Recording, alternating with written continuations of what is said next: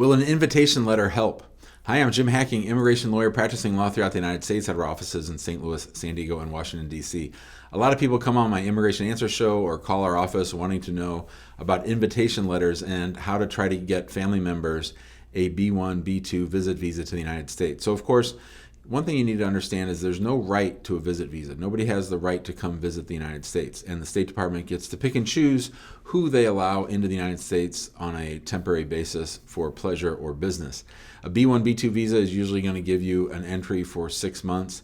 Some people get multiple entry visas, which allows them to come and go more than one time without having to go back to the U.S. Embassy in their home country to get a new visa stamp. And a lot of people say, Jim, if I send an invitation letter, what should I put in there? What's the magic language? What's the secret sauce to be able to get my mother or father or brother or sister or cousin or aunt or whoever a visit visa to the United States? What do I need to put in the invitation letter? And what I hate to tell people is it doesn't really matter. Nobody really cares what you put in the invitation letter. Now, maybe if you could show some method of supporting the family member while they're here financially, like you're going to put them up in your house, that might help. But as far as saying, we need a visit visa for Aunt Sally to come to Joey's bar mitzvah or Joey's birthday party or Joey's wedding, nobody cares about that stuff. The whole issue on a visit visa is, does the United States believe that the beneficiary, the person applying for the visit visa, do they believe that this person is going to go to the United States, do what they say they were going to do, follow the law, not get in trouble, and leave on time? That's the most important thing. Do they believe that you have an incentive to go back to your home country? Do you have a job? Do you have property? Do you have other family there that would want you to come back?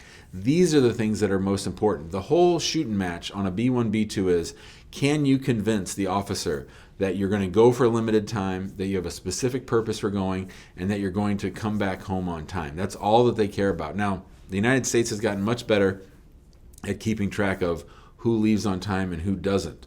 So if the consular official, you're going to have all of 60 seconds, is not convinced that you're going to go back home on the date and time that you promised, you're not going to get that visit visa. And the president of Ford Motors could be sending the letter saying, oh, I want to invite this person to come stay at my beach house in Holland, Michigan for 3 months, and it's really, really important to us that they be allowed to come.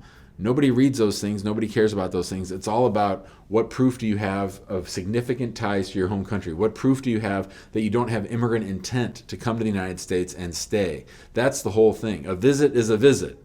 A visit visa is for a visit. A visit visa is not for coming to adjust status or to overstay or all that stuff. So if you can't convince them to their satisfaction that you're going to leave on time, whatever you'd want to put in that invitation letter is irrelevant and nothing's going to work. Now, we don't help with visit visas. We help with green cards. We help with asylum, those kinds of things. We'd love to work with you on that. If you have a case like that, give us a call, 314-961-8200, or email us, info@hackingimmigrationlaw.com. If you're just looking for free information, we've got a ton. You can follow us on TikTok @ImmigrationHacking. You can subscribe to our YouTube channel.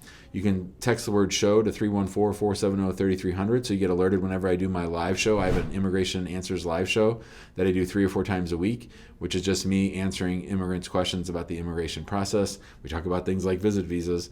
And then, of course, you can subscribe to our YouTube channel so that whenever we make a new video, you'll get alerted to that. Thanks so much for watching, and we'll see you next time.